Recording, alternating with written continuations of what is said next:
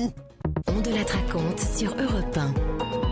Je vous ai raconté il y a quelques instants les manifs de 86 contre le projet de loi de Vaquet, parce que ça fait un certain écho avec ce qui se passe aujourd'hui, puisqu'il s'agissait d'une réforme qui voulait rendre les universités plus autonomes et les autoriser notamment à sélectionner leurs étudiants. Il y a eu des manifs importantes. Au cours d'une de ces manifs, je vous l'ai raconté, il y a eu un mort, un étudiant, Malik Oussekine, poursuivi par les voltigeurs à moto de la préfecture de police. Et puis finalement, le gouvernement Chirac a retiré son projet. Pour débriefer cette histoire maintenant, évidemment, je compte sur vous, vous qui par exemple étiez manifestant en 86. Je vous invite à appeler le 3921. Allez-y, ne vous gênez pas. Mais je compte aussi sur vous, Isabelle Thomas, puisque vous étiez, tous ceux qui viennent d'écouter l'histoire, l'un des leaders de ce mouvement étudiant. À l'époque, vous êtes vice-présidente de l'UNEFID. Aujourd'hui, vous êtes députée européenne proche de Benoît Hamon. Comme ça vous situe. Un premier point qui m'intéresse, c'est le tout début. Vous n'arrivez pas à mobiliser votre propre syndicat. C'est-à-dire que vous-même, vous vous dites cette sélection, c'est quelque chose qu'on ne peut pas accepter, mais l'UNEFID ne vous suit pas. Pourquoi ? Oui, déjà, c'est toujours un peu pareil. C'est-à-dire qu'aucun projet de loi n'écrit noir sur blanc qu'il va sélectionner les étudiants. Ni en 86, ni en 2017. C'est à les lire entre les lignes. À chaque fois, l'explication est la même, à savoir, on va diminuer le taux d'échec à l'université. Sauf que c'est facile de diminuer le taux d'échec à l'université quand on réduit le nombre d'étudiants. Mécaniquement, en réduisant le nombre d'étudiants, on réduit le taux d'échec. Donc c'est pas clair à l'époque. Donc la question, c'est pas clair à l'époque. Et puis, l'UNEFID, d'ailleurs, on va dire la direction syndicale, et c'est peut-être encore le cas aujourd'hui, j'en sais rien, pense que de toute façon, et c'est toujours la même chose, les étudiants ne se sentent pas concernés. Surtout à la rentrée. Surtout à la rentrée, mais même ça commence même avant la rentrée, puisque en réalité, ce dont il faut se souvenir, c'est que dès son discours d'investiture à l'Assemblée nationale, Jacques Chirac annonce la réforme universitaire. Et on n'est que quelques-uns à dire: bon sang, il va faire une réforme de sélection et d'autonomie des universités.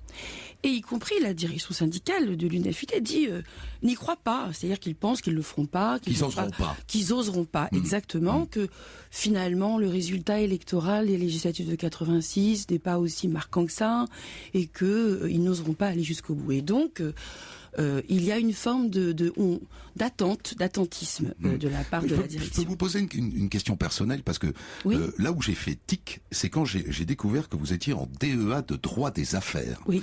Qui n'est pas vraiment un refuge de gauchistes. C'est peut-être pas vraiment. Le dernier endroit à Villetaneuse où il n'y avait pas de gauchistes. Comment une étudiante en droit des affaires est politisée à gauche? D'abord, ça c'est vraiment des archétypes. Non, mais en plus, ils ont mes enseignants de Villetaneuse, alors que j'étais en DEA de droit des affaires, m'ont interdit le redoublement, donc ils m'ont sanctionné après cet épisode. Donc les étudiants, eux, étaient bien mobilisés en droit, comme quoi c'était pas un mouvement gauchiste, c'était simplement un grand mouvement où les étudiants réfléchissaient à leurs intérêts d'abord personnel, c'est-à-dire, exemple, si on crée des diplômes d'université, moi qui viens de Villetaneuse, c'est-à-dire une université de banlieue, est-ce que mon diplôme va valoir la même chose que celui qui vient de Paris 1, de la Sorbonne, d'Assas, etc. Donc déjà, ou de Dauphine. Première question. Deuxième question, pour ceux qui sont pas en DEA et qui sont encore en première année ou a fortiori bachelier, c'est: est-ce que je vais passer les obstacles de la sélection?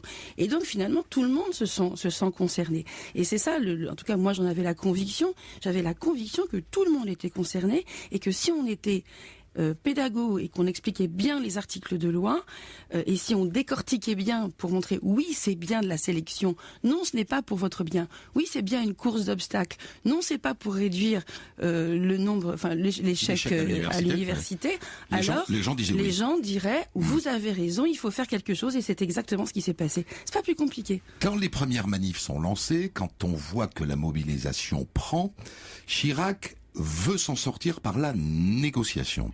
Mais il dit pas avec l'UNEFID. négocier avec les autres syndicats étudiants. Donc vous avez un concurrent à l'époque qui porte le même nom que vous. On va pas raconter ça, mais l'UNEF est encore là. Elle s'appelle Renouveau. C'est une scission. Le Renouveau, c'est les communistes. L'UNEF, ID sont les socialistes. En gros, hein, pour résumer. Très résumé quand même. Très résumé. Est-ce que c'est la vérité, ça? C'est-à-dire quand il dit je ne négocie pas avec l'UNEF ID, est-ce qu'il continue de négocier avec l'UNEF ID? Écoutez, avec une FID, je ne sais pas. Moi, je ne suis pas associée à aucune de ces négociations à ce moment-là. Donc, ce que je sais, bien sûr, c'est qu'il y a des messages qui passent et que des messages qui passent de la part de l'UNEF, et c'est le cas de tous les syndicats, je crois. Il y a des relais, il y a sûrement, en tout cas, des messagers, et je crois savoir qu'il y a des messagers, effectivement, qui portent le message de la part de l'UNEF en disant si vous continuez sur cette réforme, il y aura des problèmes, il risque d'y avoir une mobilisation. Donc, il y a des messages qui passent. Mais on n'est pas du tout entendu. Le truc, c'est que il faut bien comprendre l'analyse que fait le gouvernement à l'époque, c'est que, comme vous l'avez dit dans votre petit récit, il pense que ça va passer comme une lettre à la poste. C'est-à-dire qu'il n'y a pas de mobilisation, c'est-à-dire que les étudiants pensent à autre chose. Il y a quelques années, les magazines titraient la bof génération. Bon. Ouais, vous êtes censé être la bof génération. Ouais. Donc on est censé être des gentils, bons étudiants qui faisons bien notre travail, ce qu'on fait à l'université, mais pas plus. Et donc ils n'y croient pas non plus. Personne n'y croit en réalité. Alors je vais prendre tout de suite l'un de ceux que vous avez mis dans les manifs, puisque c'est vous qui les avez harangués, tous ces gens-là. Je ne sais pas si vous êtes allé un jour manifester à Tarbes. Il s'appelle Eric. Il était à Tarbes, Eric. Bonjour, Eric. Bonjour. Donc en 86, vous partez dans la mobilisation. Vous vous souvenez pourquoi, comment Complètement, parce que, alors, je vais tout de suite dire que je ne suis pas gauchiste et que je suis de droite, comme ça les choses seront claires. J'étais à l'IUT à Tarbes, donc en gestion financière, et la loi était mal foutue, tout simplement. Mal foutue comment? Et mal foutue dans le sens où les droits d'inscription pouvaient augmenter et être différentiels de fac à fac, des diplômes qui ne pouvaient pas être égaux partout. Voilà. C'est ça que vous avez retenu, hein? C'est ça que j'ai retenu. Et alors vous êtes un des organisateurs? Alors voilà, moi j'étais un responsable sur les Hautes-Pyrénées. Et donc je me souviens très très bien d'une anecdote que je voulais absolument vous raconter.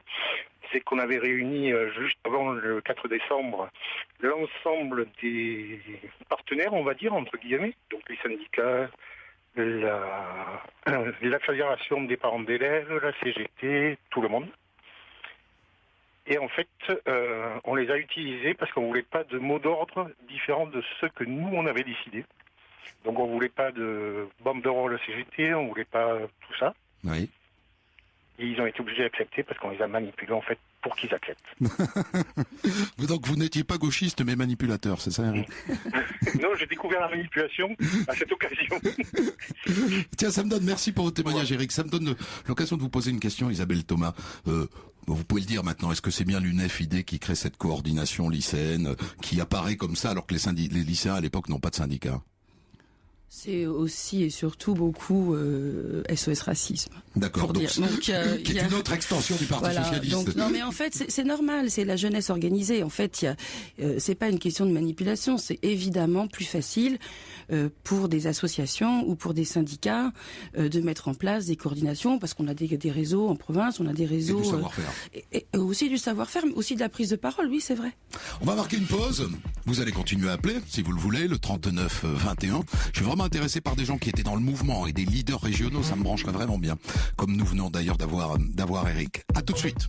On de la raconte sur Europe 1.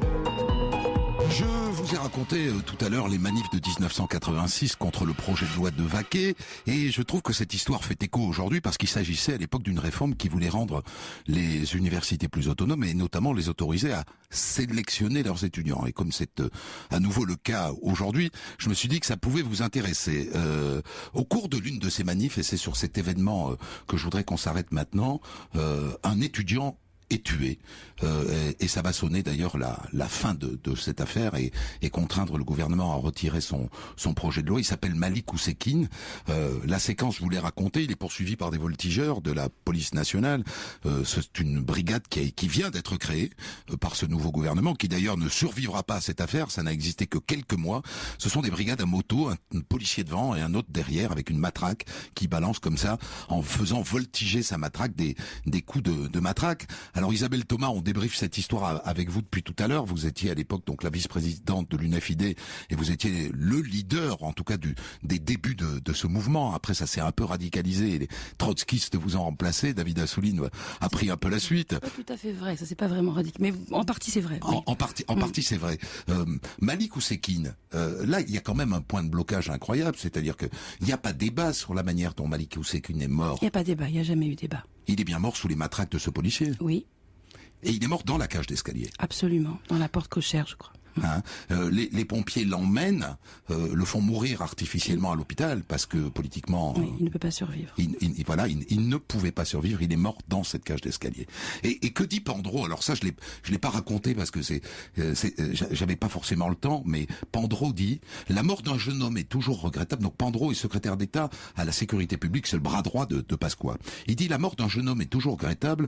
Je suis père de famille, mais si j'avais un fils sous dialyse, je l'empêcherais de faire le con la nuit. Bon, c'est proprement scandaleux. Il y a un droit de chacun et à manifester, et c'est dans les instants. La Constitution française, dans les libertés publiques reconnues au niveau européen, et le fait est qu'il est mort sous les coups de la police. Et comme par hasard, il est basané, et comme par hasard, il s'appelle Malik Oussekine, et il va devenir le symbole de cette mobilisation et du retrait de la loi de Vaquet, car à partir de sa mort que l'on peut qualifier de crime raciste et de crime contre la jeunesse, eh bien, ce ne sont pas seulement les étudiants et les lycéens, mais finalement presque tous les Français qui commencent à se mobiliser. Nous, on reçoit, dans ma fac par exemple, on reçoit des télégrammes, des fax, parce qu'à l'époque, il n'y a pas de portable. Hein. Ouais. On reçoit des télégrammes, des fax qui nous disent, qui sont l'atelier d'à côté, l'imprimerie de l'autre côté de la rue, et puis de tout le département, et bientôt de toute la France, pour dire, on est avec vous, on vous soutient, on débraye.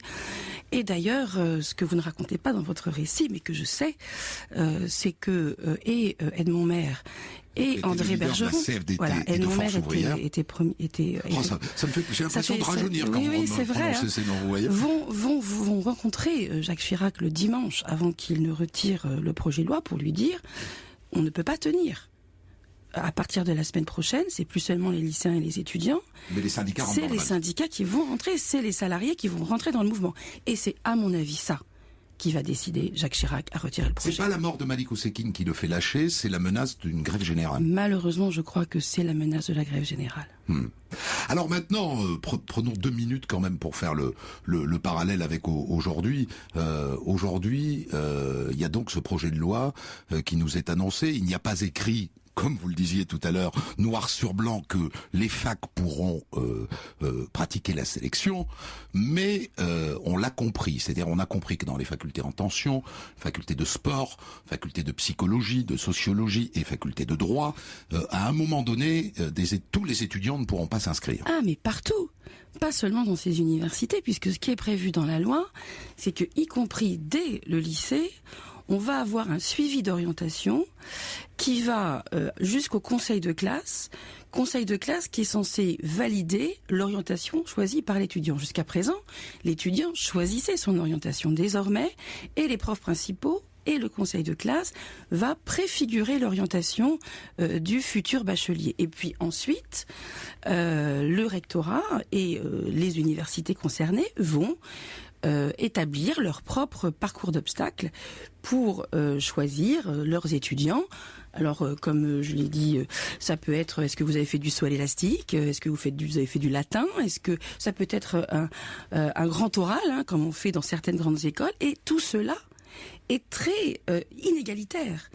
À mon avis, c'est une sélection qui est une sélection qui va toucher les lycéens les plus fragiles socialement ou les plus fragiles financièrement, a fortiori, puisqu'il est proposé dans la réforme, que pour notamment les lycéens, les lycées pro, les lycées professionnels ou les lycéens des lycées technologiques, eh bien, il y ait une année dite de rattrapage. Oui, donc évidemment, déjà, les études, c'est cher pour les parents.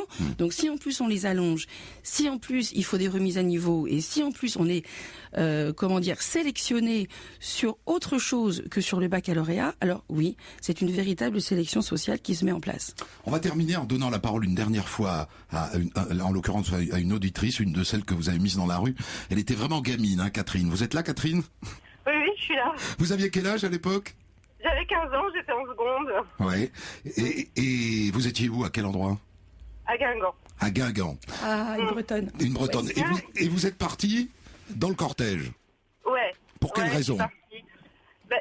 À l'époque, moi, j'avais 15 ans, j'avais pas épluché la loi, mais moi, ce que j'avais retenu, c'était que les droits d'entrée allaient, notamment pour les élèves boursiers, les droits d'entrée à l'université allaient être énormes, allaient augmenter, ça allait être de la sélection aussi par l'argent.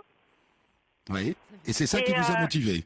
Ouais, parce que moi, dans ma classe, j'étais une des seules enfants d'ouvriers à l'époque.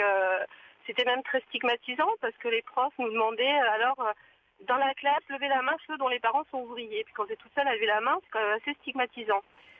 Et c'est pour ça que je comprends bien l'histoire de la sélection. Et je m'étais dit, mais si j'ai mon bac, chose que mes parents n'ont jamais eu, et si je veux aller à la fac, mais si mes parents ne peuvent pas payer, ça sert à rien en fait. Merci à vous. Merci à vous, Catherine. Vous avez fait des études finalement?